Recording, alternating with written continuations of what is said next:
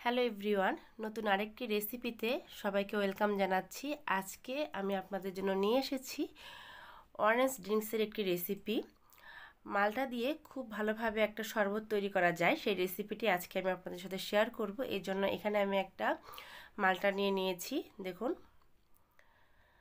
একটা বড় সাইজের মালটা আমি নিয়েছি। এই মালটাটাকে এখন আমি একটু কেটে নেব।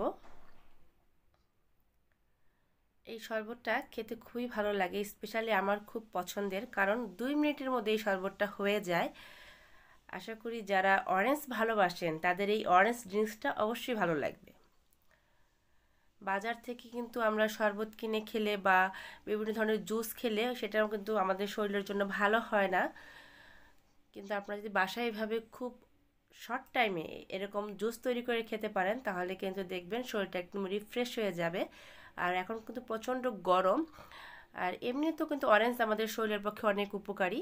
এইভাবে শরবত করে আপনারা খেতে পারবেন। আমি অরেঞ্জটাকে খুব ভালো করে কেটে নিচ্ছি।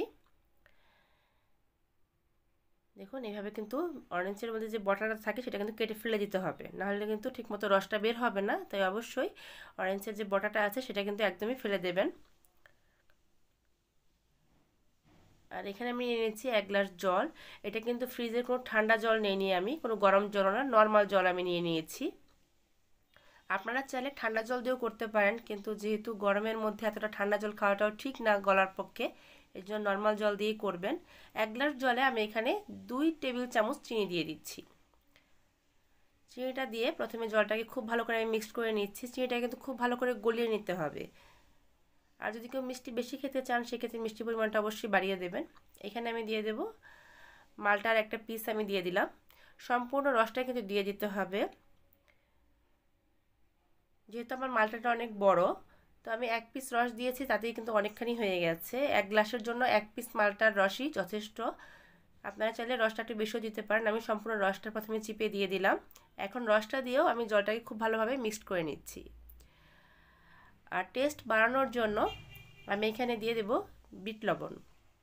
এরকম বোতলে বিট লবণ পাওয়া যায় বাজারে, খুব ইজিলি আপনারা পেয়ে যাবেন। সেই বিট লবণ থেকে আমি একটু বিট লবণ দিয়ে দেব, এতে করে লবণের যে একটা টেস্ট আছে সেটা চলে আসবে। আমি প্লেন যে লবণটা আছে সেটা দেবো না, তার পরিবর্তে আমি বিট লবণ দিয়েছি। এবার বিট লবণ দিয়েও আমি এই শরবতটাকে খুব ভালোভাবে মিক্সড করে নিচ্ছি। আমার এই রেসিপিগুলো যদি আপনাদের ভালো লেগে থাকে তাহলে আমার চ্যানেলটা সাবস্ক্রাইব করে পাশে থাকা বেল আইকনটা বাজিয়ে দেবেন। যখনই আমি কোনো নতুন রেসিপি আপলোড করব আপনি সবার আগে নোটিফিকেশন পেয়ে যাবেন। হয়ে গেল আমার মালটার শরবত। আশা করি রেসিপিটা আপনাদের ভালো লেগেছে। ধন্যবাদ।